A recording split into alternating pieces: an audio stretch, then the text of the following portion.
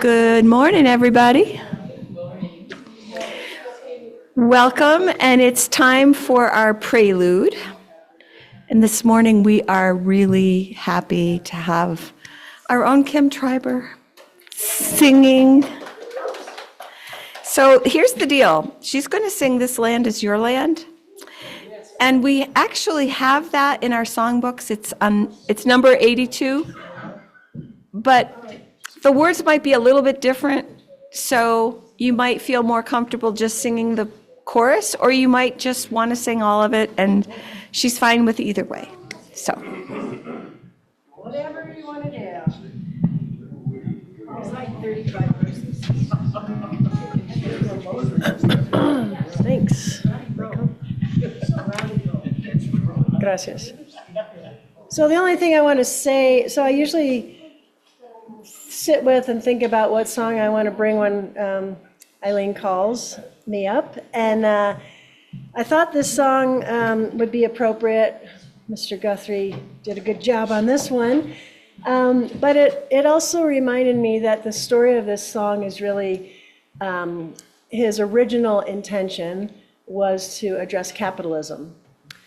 However, given the words and given our times, addressing "this land is our land, this land is your land" seemed appropriate.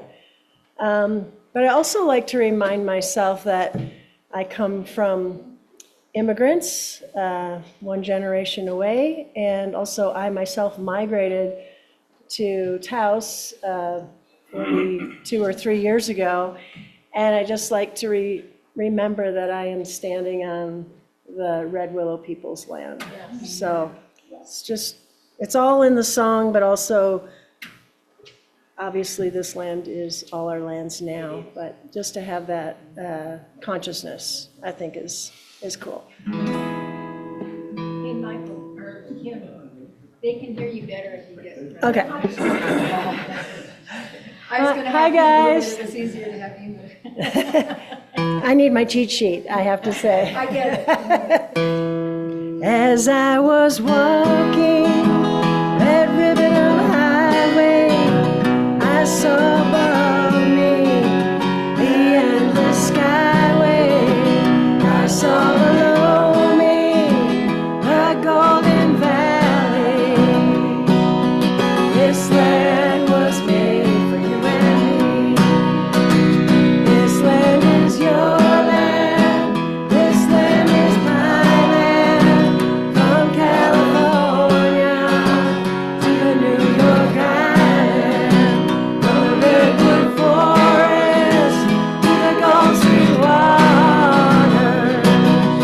This land was made for you and me. As the sun was shining and I was strolling, storm clouds gathering and the dust was rolling, and all around me the voice was singing.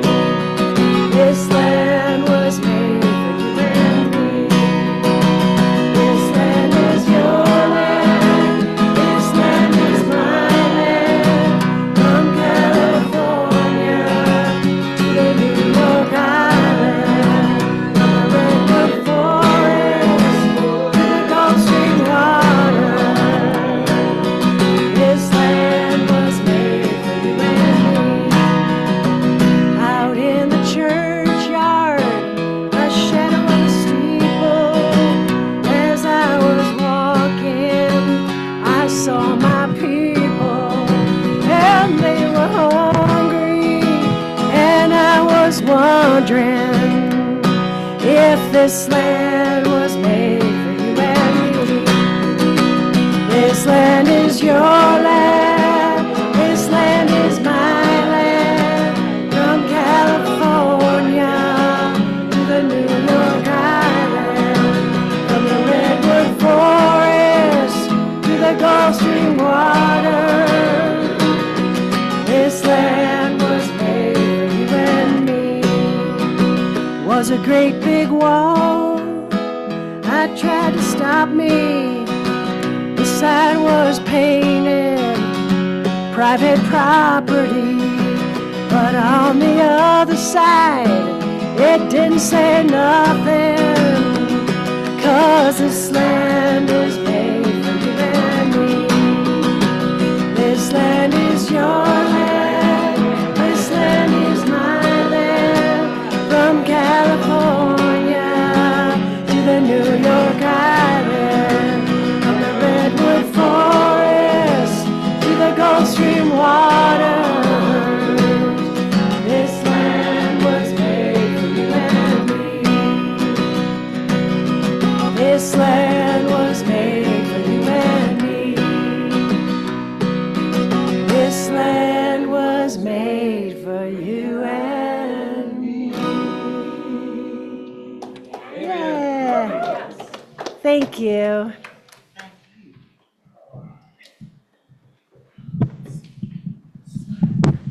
What a great way to start. As you can see on the screen, our preacher today is Jamarah Hayner, and look at her shirt. Listen to Woody Guthrie, it says. Yep. Thank. You can get it at the Woody Guthrie Museum online store. Shameless plug. All right, the Woody Guthrie Online Museum store. All right. So I have an announcement today, that being February 12th, which is a couple Thursdays from now, will be our dinner that we provide for Nest, which is our community shelter, homeless shelter. And we need somebody to sign up to do that meal. So please be thinking about that and let somebody know. Leonore is the person, right? But Leonore is out of town for a couple weeks. So you can let me know or Sid know or, yeah. Okay. Eileen will do it. Thank you. Oh, thanks for letting everybody know. And I'm not sure what time the last time we brought it at 6. Okay, perfect. Yeah, so it's perfect. Any other announcements today? Yes, Helen.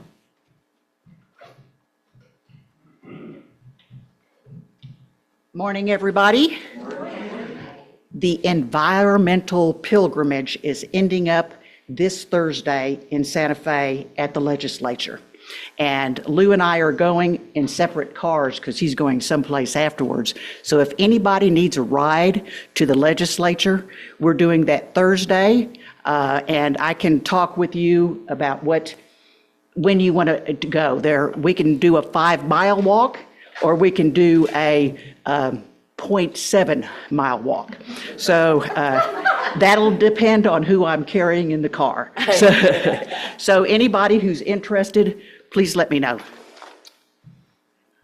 Thank you, Helen. Yeah, that's a great thing. Okay. If that's it, then let us get ready for worship. If you could take a nice, comfortable seat, maybe feet flat on the floor, take a few deep breaths, and let's get here. We're going to leave everything behind that we drove away from this morning and just be here.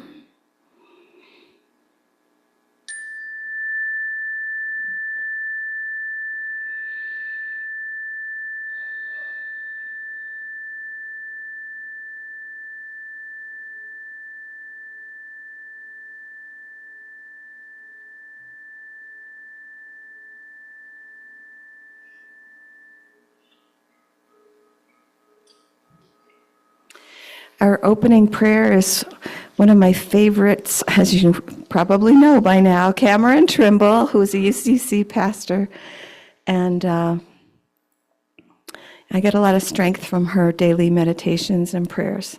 This is called a prayer for the protectors.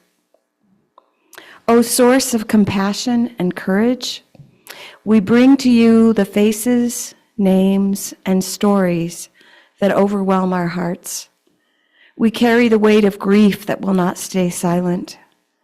We carry the ache of violence we never wished to know. Meet us here not to erase our sorrow, but to deepen our capacity to love through it. We pray for those standing in the cold streets, not as spectators, not as followers, but as protectors of one another. Grant them strength when bodies tire, clarity when hearts ache, and vision when despair whispers of retreat. Let their presence be a sanctuary, not just of protest, but of care that refuses abandonment. Teach us to protect our neighbors, our communities, our fellow travelers on this shared earth. In each breath, let us remember, we are not alone. We are bound by shared vulnerability and thus by shared courage. Amen. We have a tradition in this church of lighting candles that symbolize the prayers that we carry in our hearts. And so we invite you, especially if you're new, Rebecca and Clark, to join us in this. We take a candle and light it and put it in the bowl of sand. And we just carry whatever it is we're carrying in our hearts. And while we do that, we're going to sing hymn number 32, which is the Prayer of Peace.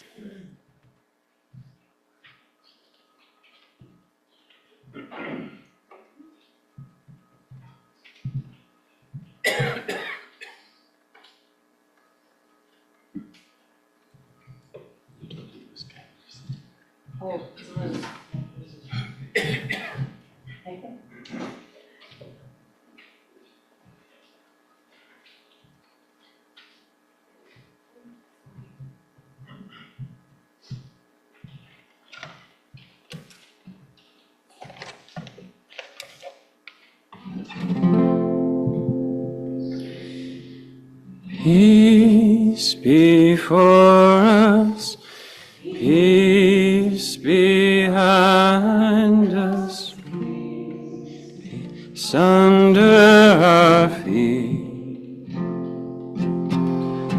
peace within us, peace over us, let all around us be peace.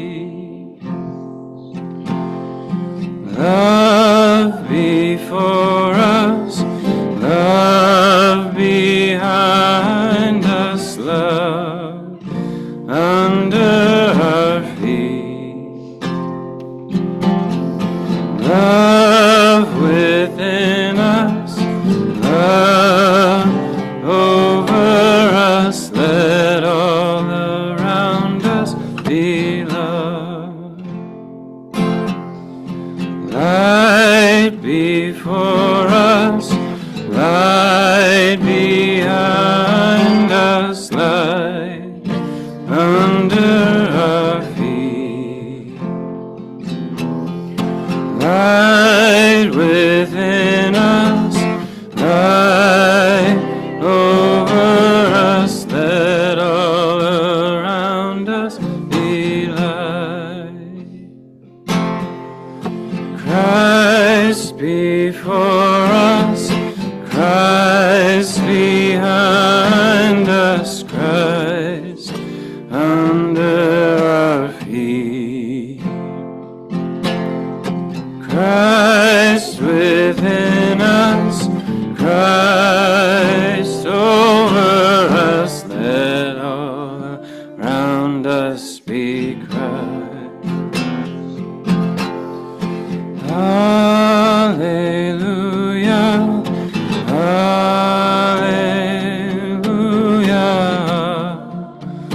hallelujah, hallelujah, hallelujah, hallelujah. Peace before us, peace behind us, peace under our feet, peace within us, peace over us, let all around us be peace.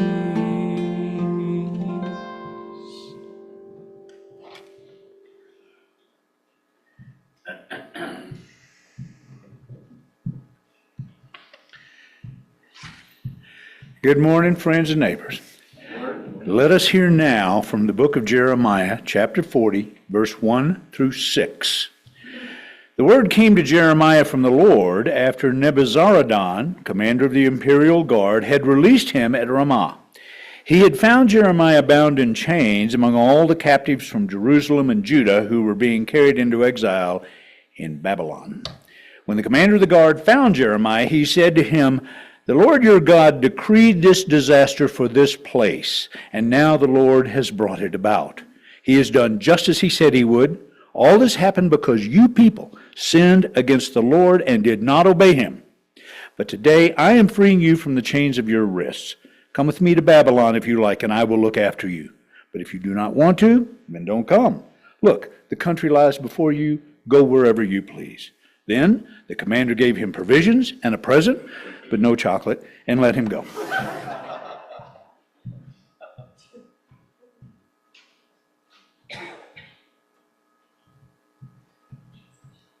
Morning again. I have the second reading, and it's an excerpt from Thomas Mann's Dr. Faustus, written in 1947. My mental state is only a special variation on an outlook that has become the fate of our whole nation, always accepting cases of oversized stupidity and base self-interest. And I am not free from a tendency to see in this fate some special, unparalleled tragedy. Although I know that other people have had to bear the burden of wishing the defeat of their nation for its own good and for the sake of a shared future. Yet, given the German character, with its sincerity and gullibility, its need for loyalty and devotion, I would truly like to think that in our case, the exacerbation of the dilemma is unique. Nor can I help feeling profound rage against those who have brought some good people to a mental state that I am convinced weighs more heavily upon them than it would upon any other, hopelessly estranging themselves from themselves. Amen. Good morning, everybody. Can you all hear me okay? Yes. All right. So in addition to a little fashion show, I want to change the program and start with some amazing news for anyone who hasn't heard. Liam Ramos, the 5-year-old boy who was stolen away from his family and sent to Texas from Minneapolis, is coming home. We got him home. Everyone here did that. So that's a miracle, and I just needed to take a moment to say that that boy and his dad are on or now off a plane coming back home to the rest of their family. And that is absolutely amazing, and I am so grateful for that. So between that and Woody Guthrie, it's a good Sunday, and I'll take it. Kim, thank you so much for the perfect song, because that is the perfect reminder for at least where I am right now, and it's what I needed to hear this morning. I have been thinking a lot about, obviously, this country, and a lot about the heartbreak of living in this country in this moment, and I've been dealing with that in a few ways, and I love getting to be part of this faith community because I can come here and, if nothing else, have a captive audience to talk about how I'm processing it and hope that maybe it helps somebody else. But I'm thinking a lot about home, and I'm thinking about what it feels like to not have a home or not be at home in the home that our feet might be in and that we might pay taxes to, and what that means in this season for all of us right now. I have been more acutely thinking about this for the past month or so. I had a real turning point on the morning we woke up to the news of the Venezuela invasion, kidnapping, whatever that was. And what broke my heart was that at no point in that day or any day since really have I had any instinct to say, I hope that an American institution will do something. I hope that the Supreme Court will do something. I hope that Congress will do something. I hope that some part of our government functions. Things have over the past year gotten so structurally hopeless that that thought isn't even worth thinking anymore. And so that led me to think, what I thought, I hope Keir Starmer does something. I hope the rest of NATO does something. So that's where my head has been. And I was really, really struck that that was the first time I had concretely had that thought in a way that I still stand by. And that is such a heartbreaking thought, because it means that I have a different relationship with my country than I have for my 40 plus years. And that's really hard. And it's not that I or anyone else here has had a rosy relationship with this country, but at least for me now, this is something different. It's a fundamental different relationship in terms of how I think about citizenship, how I think about home, how I think about representation. And so I've been looking a lot to historically, academically, where I can find some strength and guidance. And the good news is, there's a lot of it, unfortunately. Human history is filled with people and communities that have not been able to be at home in their home countries. And sometimes that means traditional definition of exile, where you are for a set period of time leaving. That set period of time can be a year, or it can be many generations. It can be the length of a war, the term of a regime. But unfortunately, it's something we have a lot of experience with. And that means that a lot of creative types have created a lot of wonderful art and other things that I can turn to. But also, I am here. For me, here is Los Angeles, for those of you that I don't know. But I'm here. And I've been wondering if that literature and art of exile can provide any resource for those of us that are still here by choice, by necessity, by family ties, by need for healthcare, whatever it is. But it is a time where many of us have thought about staying or going. And so that I wanted to see how much support I could find for that mental state. And I think the mental state that Thomas Mann talks about is so important. He's obviously talking about Germany in the 1930s and 40s. But I've been reading my way through him this past couple of months, which is a lot. But when he started talking about the uniqueness of, for him, the heartbreak of being German during that time and watching what's happening to his country felt very familiar. I was really struck by that and struck by the uniqueness of it. And so I started thinking about how I was feeling and how lots of friends and colleagues are feeling, and how I think a lot of you are feeling as well, that there's a unique sadness to this time because of our understanding of and relationship to America, which again is not by any stretch uniformly positive. However, it is a complex and deep relationship, and also it is our home. For many of us, this is home. And even the concept of home does not always mean something that is safe and loving and positive. We're so lucky if home, I've been very lucky that home for me has always meant something safe. But for a lot of people, that's not the case. So here we are with this complex set of feelings around this country, which have gotten only more complex. And I think it's leading to a place where, as Thomas Mann says, it's weighing more heavily on us, perhaps because we everyone here knows our history, pretty well, and knows that this is, in some ways, not an aberration, but a continuation. Or we take a global viewpoint and are able to see what we're doing to other countries and people that have come here to call this home, or looking at the communities that we serve internally here at home, in Taos, and wherever we are, and are able to see the impact that it's happening, and a sense that there's something uniquely terrible about this happening here, and maybe not the historical country of America, but the idea of America that occasionally we get to live up to, and has kept a lot of us going through a lot of different struggles, and a lot of our parents and grandparents and mentors and people we've looked up to since the beginning of this place. And so it's this moment of, I love this line, estrangement from ourselves. And so I was wondering how to feel a little bit less lost, and how to deal with that uniquely American heartbreak that some of us are feeling. And again, perhaps just feeling more acutely.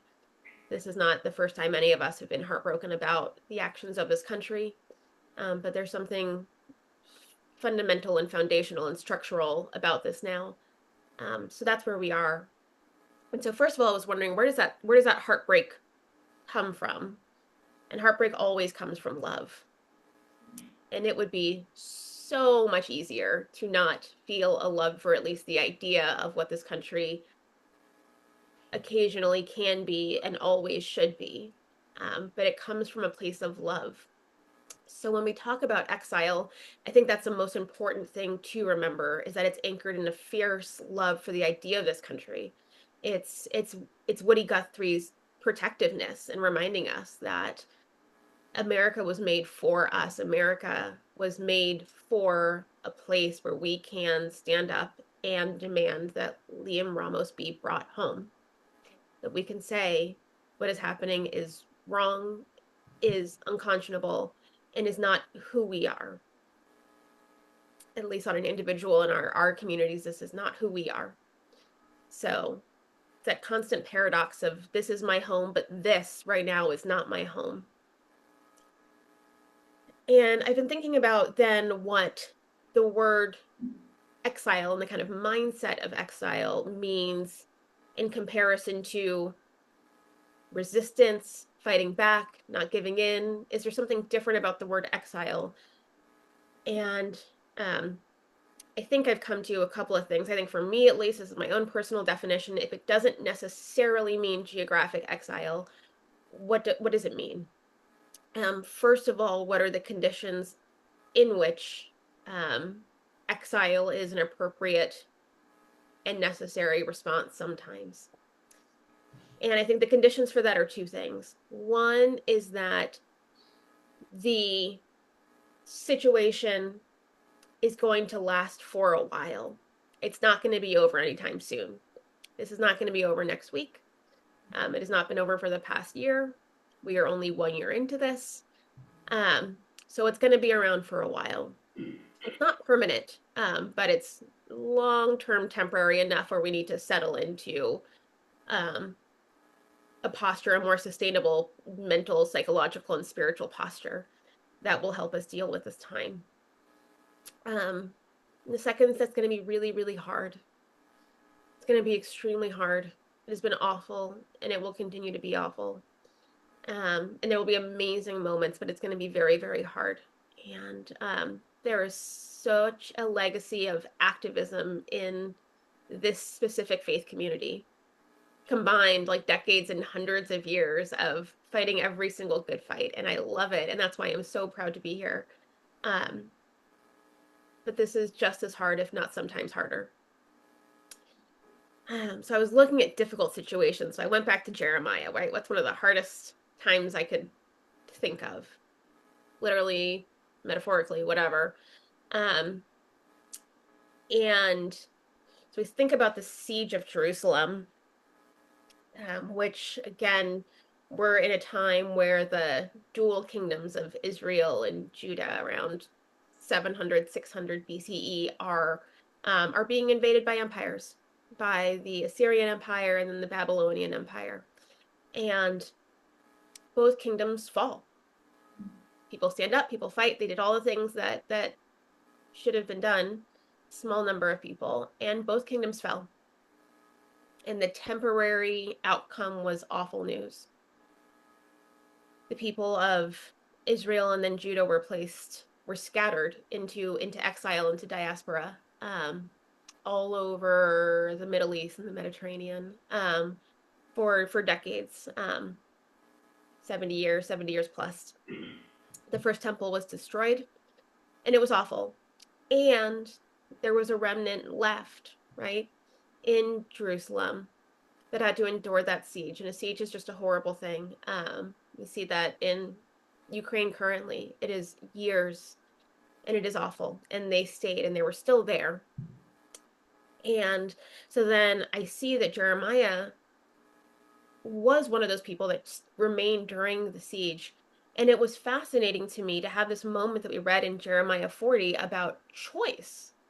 That, you have Jeremiah's individual story, but also that was a moment of choice in a period of exile. You can choose to be shipped off to Babylon, or you can choose to stay.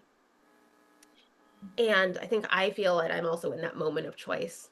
So I started thinking, biblically about those different characters and archetypes that we have, and how they chose to spend that time insofar as there was choice.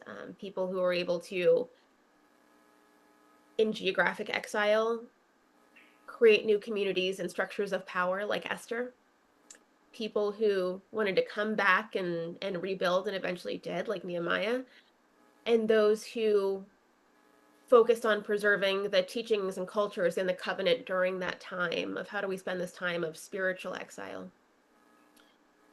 I think the only thing that I've seen, biblically at least, that doesn't work is Jonah, who some folks know here is my absolute favorite and most hilarious book of the Bible.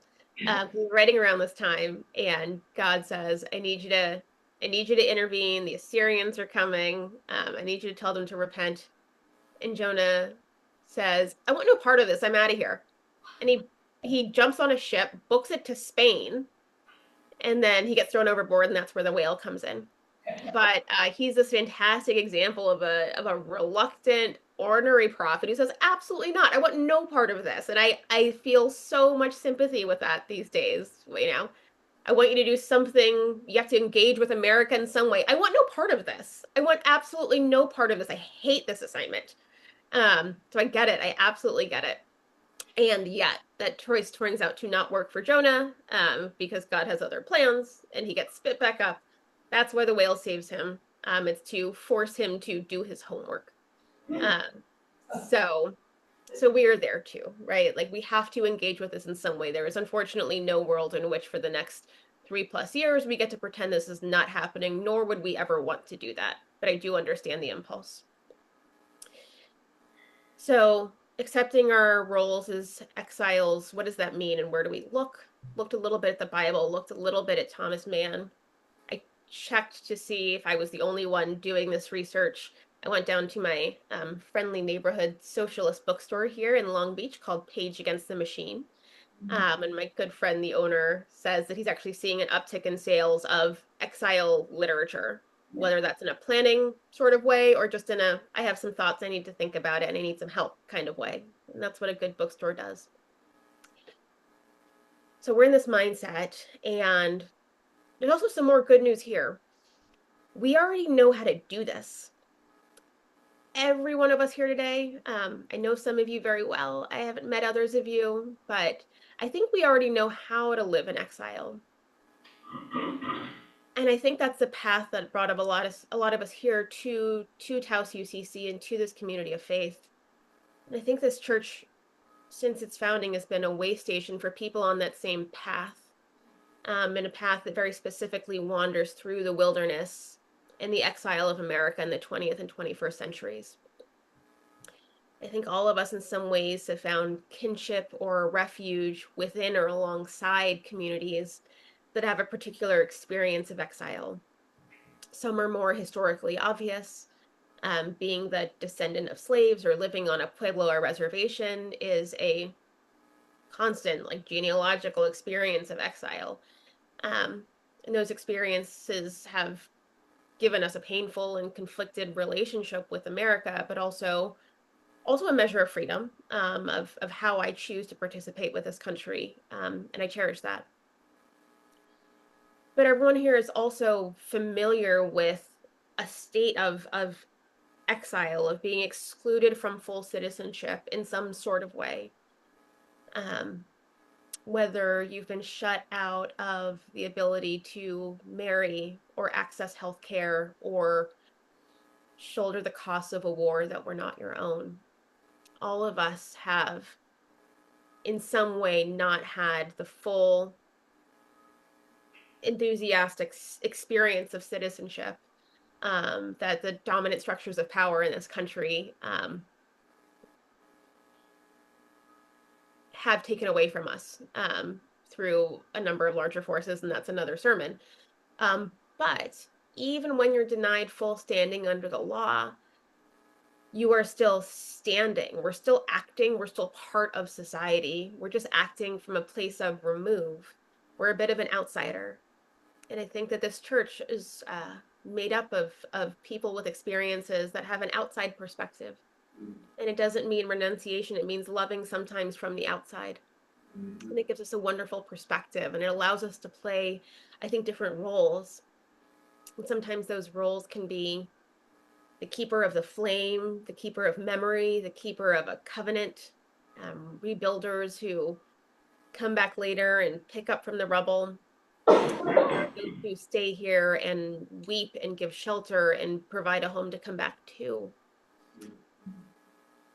And those are all roles that are in a strong historical legacy, and they're tremendous examples. So I think as we're in this time of reevaluating our relationship with this country, and I would encourage us to realize there's this whole lovely library of different ways we can relate. We can look to James Baldwin, we can look to James Joyce, we can look to authors from Russia, from Palestine, from Germany, from so many places, for people who had to say,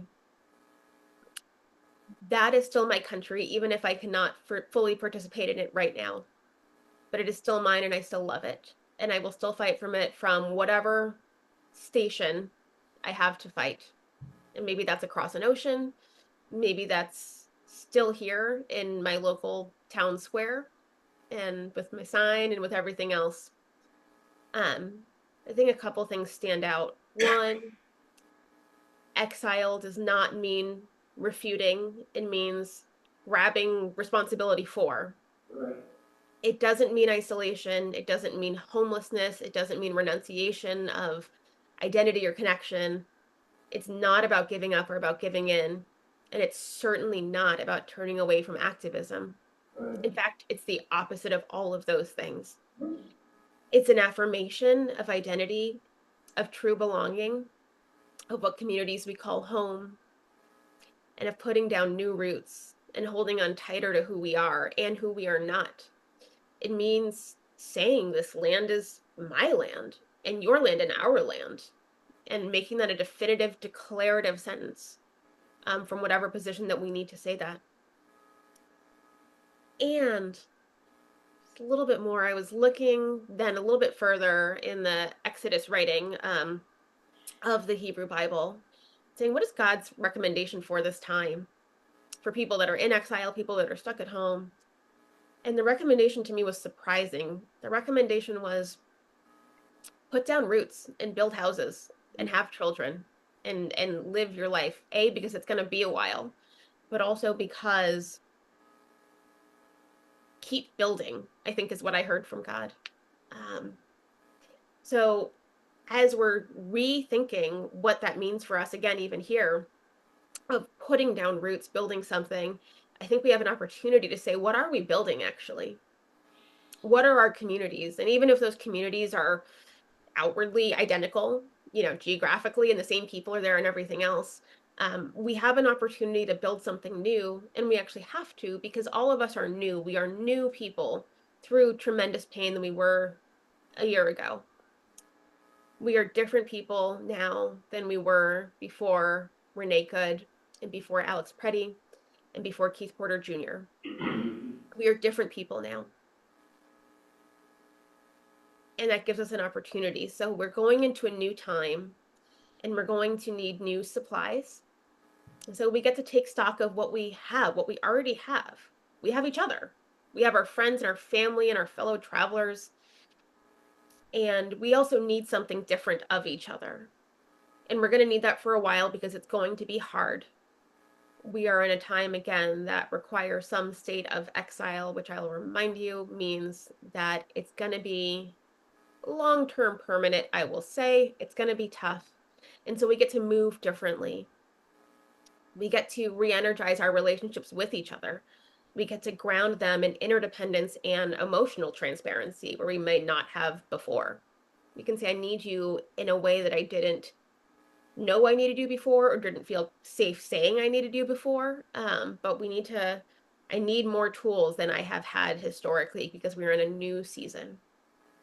And we get to bring that intentionality to everything that we're creating, not just our relationships with each other, but our relationships with a whole new generation coming up, right? There are kids being raised in this time. How are we teaching them differently than we would have taught them a year ago or 10 years ago?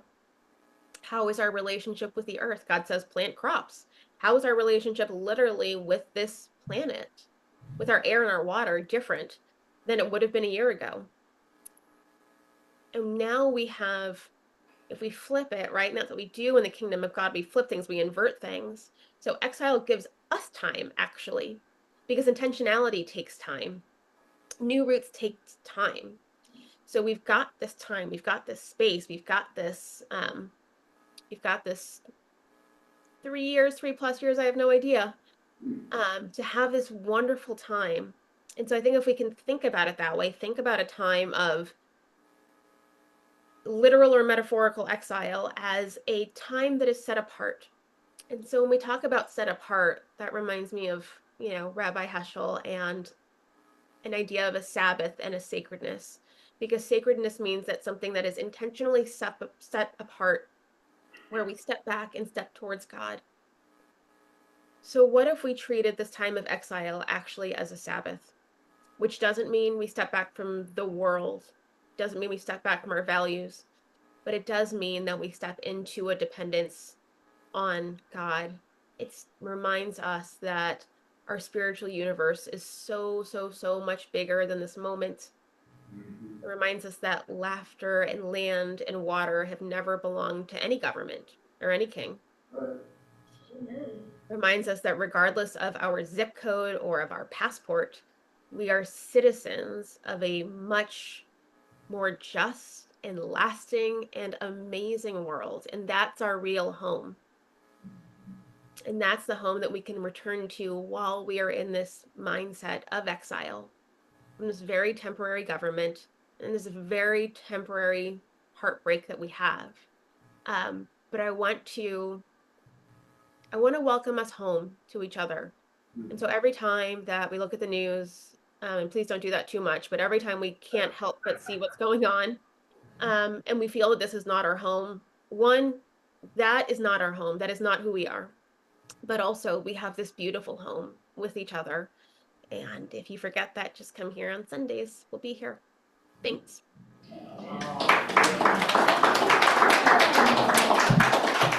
Wow, thank you so much, Jamarah. And now we'll take 2 minutes to just be with these thoughts and our own thoughts, and Michael will bring us out in song.